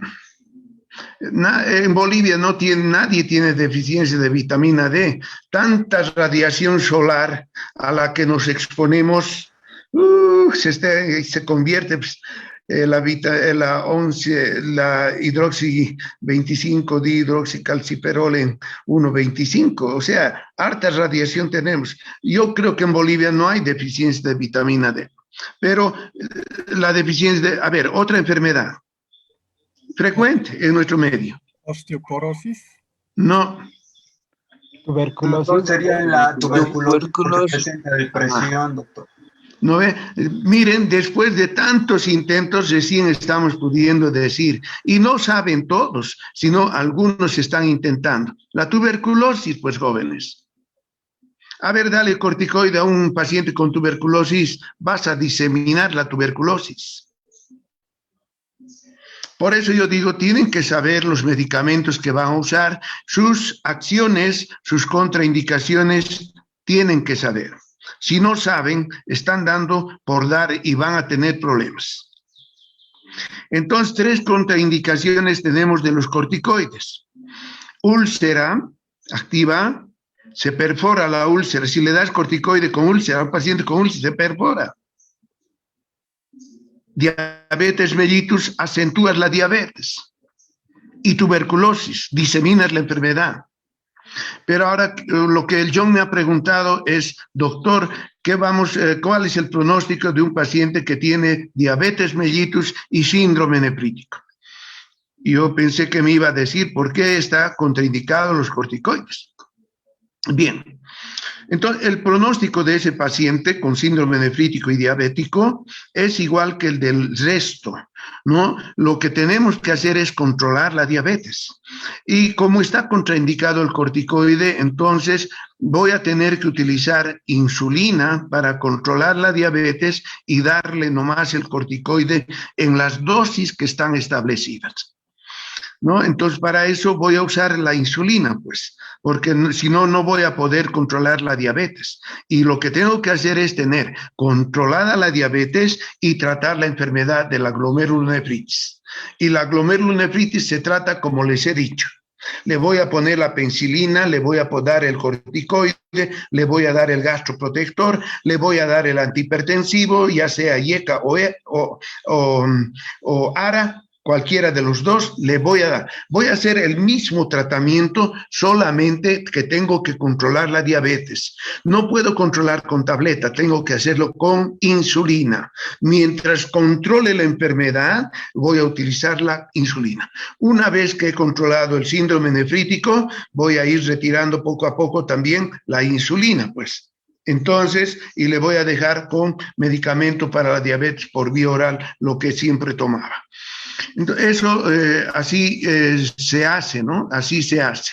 Y no es para tenerle miedo, ¿no? Sino hay que tener más conciencia de saber los medicamentos. Y no me cansaría yo de estudiar la farmacología, porque esa es la clave, pues, del éxito cuando uno ya está en las clínicas. La farmacología, la fisiología y la semiología son las que te ayudan en tus clínicas.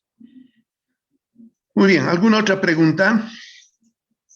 Vean, si preguntan, podemos saber algo más, ¿no? Pero si no preguntan, ya no sabemos nada. Ahora se han ilustrado cómo se trata un síndrome nefrítico en paciente diabético, se han ilustrado de las contraindicaciones de los corticoides. Está bien, pues así preguntaremos. ¿Alguna otra pregunta?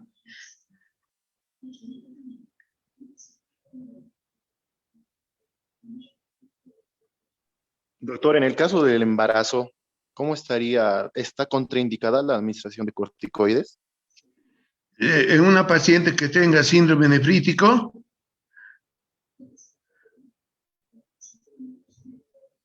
sí, doctor, sí. Sí, es muy raro que le dé un síndrome nefrítico a una paciente embarazada, muy raro.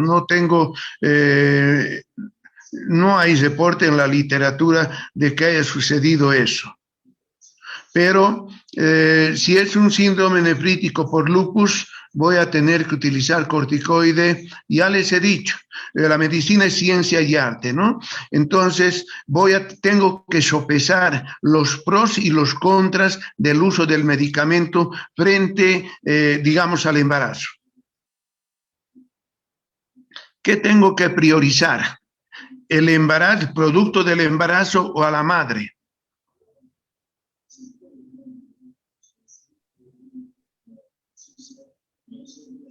¿Qué priorizamos? ¿Al producto del embarazo o a la madre? La madre. Eso. Entonces, voy a tratarle a la madre independientemente de si le hace mal o no al niño. Y eso se lo tengo que decir a la madre, pues, y a los familiares. Saben, estamos en un momento muy crucial, muy especial. Los medicamentos que voy a administrar para salvar la vida de la madre pueden hacerle daño al niño. Y eso que quiero que sepan. ¿A quién quieren que salve? ¿A la madre o al niño? Entonces, generalmente se salva a la madre. Por eso, así es la medicina, ¿no es? No es la medicina que a todos vas a dar y a otros no vas a dar, no. Tienes que tener ese criterio clínico. Eso es lo que hay que desarrollar, ese sentido común, ¿no ves? Eso es lo que el médico desarrolla. ¿Sabes? No es cuestión solamente de leer, es también de que tengas sentido común. El sentido común es una propiedad intelectual, pero nunca la has utilizado, pues no le has ejercitado. Solamente han ejercitado su memoria. Y mal todavía ejercitada su memoria. Pero ¿dónde está su imaginación? ¿Dónde está su intuición? ¿Dónde están las otras capacidades intelectuales? Pues, ¿no ve? Esas faltan. Entonces, uno tiene que tener la imaginación para, frente a un problema, tiene que dar solución. Pero ¿cómo va a dar solución? Tiene que ser imaginativa la solución, creativa la solución. Un médico tiene que ser así, imaginativo, creativo, tiene que darse modos. Bien, muy bien. Entonces, a ver, otra pregunta. Muy bien, sigamos así porque así estamos aprendiendo a tener un poco de criterio. Doctor, mencionaba una evolución anormal de esta enfermedad, de la glomerulonefritis. ¿Cómo más o menos sería una evolución anormal? Bien, digamos que hoy día ha venido un paciente con glomerulonefritis, tenía hipertensión, tenía proteinuria menos de 2 gramos, tenía también hematuria, etcétera, etcétera. Hemos hecho el diagnóstico de glomerulonefritis aguda. Muy bien, le hemos dado el tratamiento. Digamos que para mañana está un poco mejor, pero para pasado está mal. ¿Cómo tengo que interpretar yo eso? Que mi tratamiento no es el adecuado, tengo que decir. Porque hay una evolución desfavorable. ¿No? Eso así interpreto. Ayer estaba nomás bien, para pasado ya está mal. Entonces quiero decir que mi tratamiento es insuficiente, no es el más apropiado. En esos casos tengo que añadirle ciclofosfamida. Mensual, dice. Entonces le voy a poner la dosis de este mes a la ciclofosfamida. Y con eso el paciente se estabiliza, mejora. Y si no mejora, se muere. Porque también no somos dioses. Hacemos lo que tiene que ser hecho. De acuerdo al protocolo de atención de la enfermedad, hay protocolos para la atención de todas las enfermedades. Entonces, si yo uso el protocolo y a pesar de eso, el paciente se me muere, bueno, se murió porque también no soy Dios para curar a todo el mundo que llega. Pero tengo que demostrar en el protocolo que he hecho lo que tenía que hacer.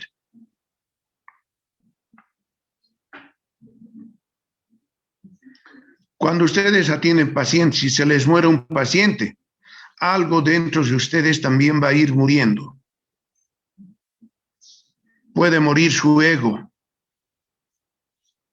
Porque ahorita estamos con el ego inflado prácticamente. En los desfiles yo los veía a ustedes con sus chalinas ya pre-promo, promo del año tantos, así. No, no hay que ser así. Hay que ir más moderadamente, más humildemente, ¿no? Porque ¿de qué sirve que seamos así y no tengamos conocimiento? Daniela, ¿quieres preguntar algo?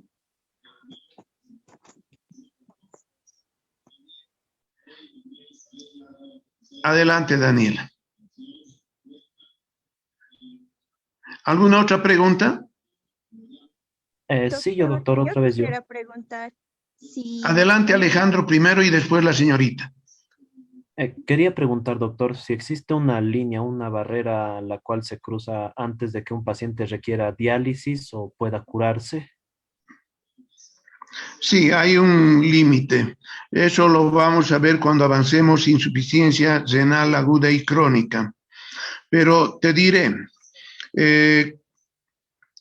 para que un paciente, digamos, vamos a suponer que un paciente con glomerulonefritis nos ha ido mal y ha evolucionado a una forma crónica, a una insuficiencia renal crónica. ¿Cómo hemos determinado la insuficiencia renal crónica? Es que ha ido aumentando su creatinina y su urea. En vez de bajar, ha ido aumentando. Ahora ya lo tenemos consolidado así con un aumento de la urea y la creatinina.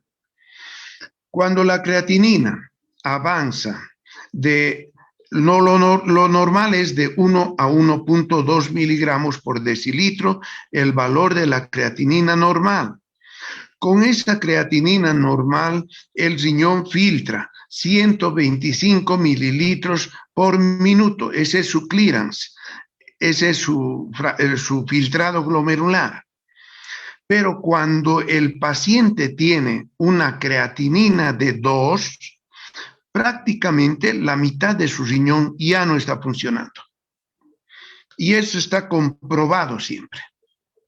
Entonces, es ahí cuando yo digo, bueno, ya está entrando en etapa crónica el paciente y la insuficiencia renal crónica, por definición, dice así.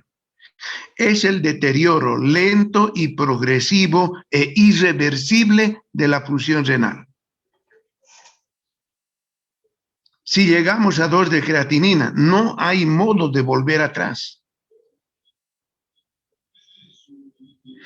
Mientras está entre 1.2 y 1 y antes de llegar a 2, podemos tomar algunas medidas para evitar, digamos, la progresión rápida, pero que va a llegar a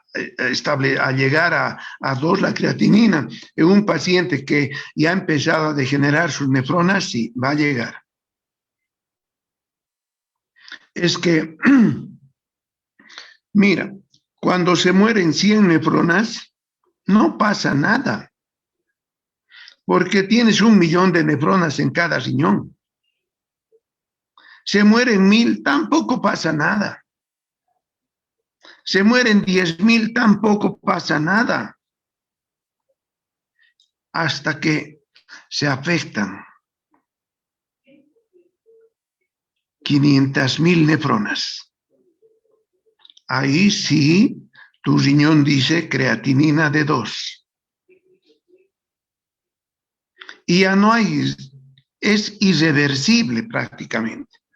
Va a ir avanzando, cada vez va a ir disminuyendo tus nefronas, tu filtrado glomerular, y ya estás en insuficiencia renal y no vas a poder evitar la diálisis. Lo único que podemos evitar es que entre precozmente a la diálisis, porque el médico tiene que hacer que el paciente entre lo más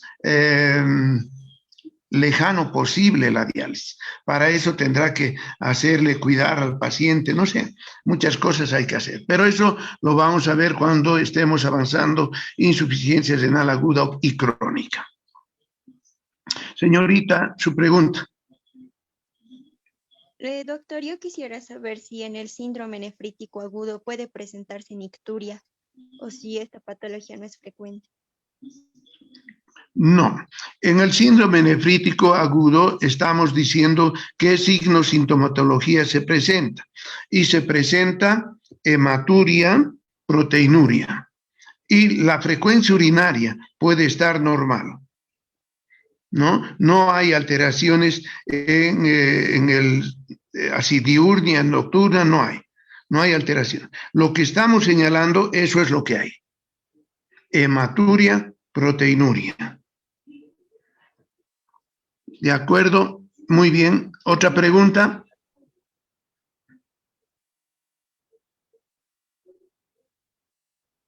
Doctor, buenas noches. Una pregunta. Adelante. ¿Qué ocurre cuando hay una inflamación severa del riñón? Bueno, es todo lo que hemos mencionado, pues, Celeste.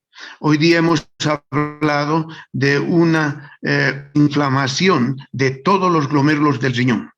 ¿Y qué ocurre? Proteinuria, hematuria, hipertensión arterial, eso es lo que ocurre. Todo el tiempo hemos estado hablando de lo que ocurre cuando el riñón se inflama gravemente. Como es un proceso inflamatorio agudo, es reversible si actúo rápido. Depende también de dónde está inflamado el riñón, porque hay algunas inflamaciones que pueden avanzar hacia la cronicidad y ahí, bueno, ya no voy a poder sanarlo al paciente.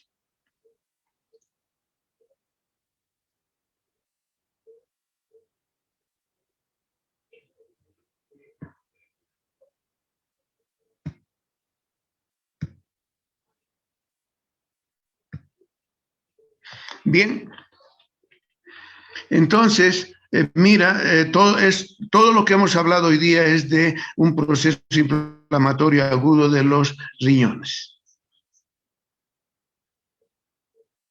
Si actuamos rápido, lo salvamos al paciente. 7 días, 10 días, el paciente está curado. Si no, no. Hay algunas formas de enfermedad renal aguda que pueden ir hacia la cronicidad y otras pueden empeorarse de tal manera que puede morir el paciente. Pero esas son raras también. El pronóstico es benigno, hemos dicho. Bien, ¿alguna otra pregunta? Sí, yo, doctor, quería consultar si existe alguna posibilidad de glomerulonefritis, pero por causas traumáticas. No. La causa de la glomerulonefritis es inflamatoria por inmunocomplejos que hemos mencionado. Traumática no hay. ¿Ni en apuñalamiento tampoco, doctor? No, pues no. El apuñalamiento es una lesión por arma cortante, pero puede producir hemorragia, pero los glomérulos no, nada que ver. Algunos glomérulos pueden dañarse, pero no todos en un apuñalamiento. Aquí estamos hablando del síndrome nefrítico de un proceso inflamatorio de todos los glomérulos. Lo decía, doctor, en caso de que el arma estuviera contaminada. No importa. Igual. No.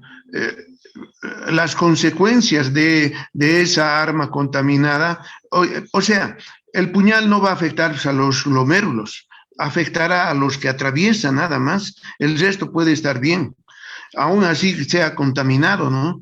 El cuerpo tiene mecanismos de defensa, pero no hay glomerulonefritis aguda por lesión de arma blanca, no hay. Gracias, doctor. Ya. Otra pregunta. Doctor, entonces, ¿cuándo llamamos una falla renal total? Cuando ya no hay filtrado glomerular, pues. El filtrado glomerular normal es de 125 mililitros por minuto. Y a medida que va aumentando la creatinina, va disminuyendo el filtrado. Y hemos dicho que cuando un paciente con síndrome nefrítico se complica y llega al grado 5 de la insuficiencia renal, necesita diálisis. Y el grado 5 quiere decir filtración glomerular entre 5 y 10 mililitros por minuto. ¿Qué es esa filtración? Frente a los 120 mililitros que tiene que haber, es casi nada prácticamente. En ese caso, tus riñones ya no están funcionando, no están filtrando y lo que necesitas es diálisis.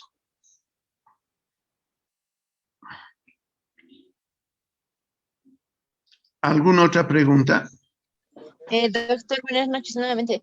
¿Qué ocurre cuando existe un cáncer maligno en el riñón? Bueno, ese cáncer maligno compromete pues el funcionamiento del riñón, ¿no? Seguramente va a estar alterado la filtración glomerular y puede, si es en un solo riñón, entonces ese riñón está mal ya, ¿no? Ya no hay modo de salvarlo. Si el otro riñón está bien, entonces hay que extirpar ese tumor, hay que sacar ese riñón. Si ¿Y no, afecta bilateralmente, doctor? Disculpe que lo corte. puede haber cánceres bilaterales, pero a veces pueden ser unilaterales. Está bien, doctor, muchas gracias. Muy bien. ¿Alguna otra pregunta, jóvenes?